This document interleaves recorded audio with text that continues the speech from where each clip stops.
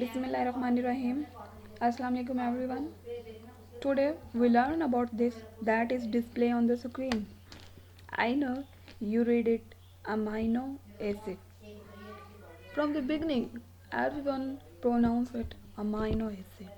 But actually this is not amino acid. We can pronounce it amino acid.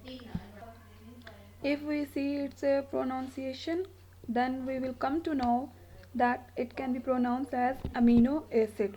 Upper is British language and lower is American language, and we can in both languages it can be pronounced as amino acid. We cannot change the word, but we can change our word. We can change ourselves.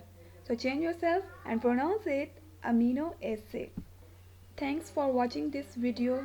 Allah Hafiz.